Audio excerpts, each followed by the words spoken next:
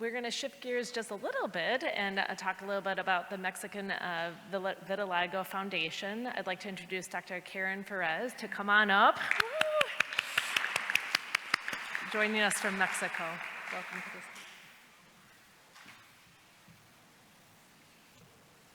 The Mexican Vitiligo Foundation, boosting the quality of life of people with vitiligo. But wait, a foundation for a disease that doesn't itch, burn, or risk life? Why?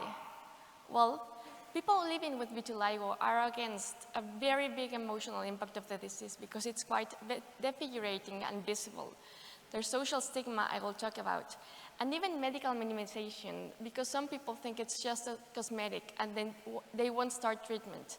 Regarding medical treatment, well, in the best case scenario, the cream that was approved by the FDA is so costly, for some people it's out of the reach.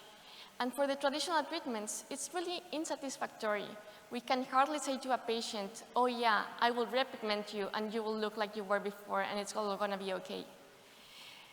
I want to share a story about social stigma. It just happened a couple of days ago. So the government of the city uploaded this video saying, oh, we all live very happy here. And they have this face. And someone in that post gave this very funny faces, mocking it, and putting photographs of cows. There's another stigma in Mexico. Vitiligo is confused with mal del pinto, which is a very known disease that we have been mentioning in our language since the conquest times. Mal del pinto is infectious, vitiligo not, but both terms are interpreted equally. So what we did, we created the Mexican Vitiligo Foundation because we believe that vitiligo is not cosmetic. We have 4 pillars that are important for us. Research, because we want to know and describe our population.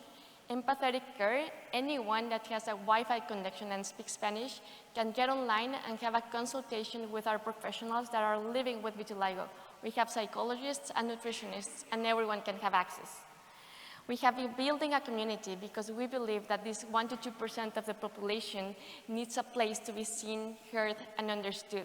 We have an online support group that everyone can have access to, but we also have in-person events like our yearly fashion parade. We have ambassadors in more than 14 states in the country.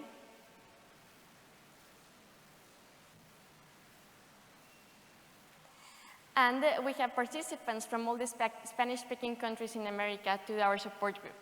So to my colleagues, I ask you, please refer them to us, we will embrace them. And to the non-speaking Spanish colleagues, I will tell you, I will be very happy to support you starting your support group. Every time we get grab a microphone, we use it to say, vitiligo is not contagious. And we use it to end stigma and to educate. So we have a podcast that is free on YouTube and in Spotify, where we interview professionals that explain about vitiligo. But we also have some very nice, inspiring stories so that people can connect with and that they will know that everything will be okay. We take professional photographs of people showcasing their spots and we color them, because colors are happiness. And then we exhibit them in public places, schools, hospitals, and the metro station, because we are taking a skin disease and then we're turning it into art, and then we're putting it in a very public space so we can change the concept of beauty, because two-colored skin is also beautiful. And we have signed agreements with human rights in Mexico because we are now being part of the roundtables and of the discussions. As you can see, we have people with all the age brackets, so we do activities for everyone. And happily, our attendees have been increasing since we started. Does this work? Well, at the present exhibition at the subway, we asked people, after seeing these photographs, how do you feel about vitiligo? And as you can see, most of them say, I feel more positive. So happily, we can say we're changing the world, and we're working towards making this sustainable. We're just volunteers trying to make the world a better place, one spot at a time. We teach, we preach, we reach, we heal, and then change happens. I'd like to thank everyone that's made this possible, and a special mention to my awesome mentor, Cristina Galvan.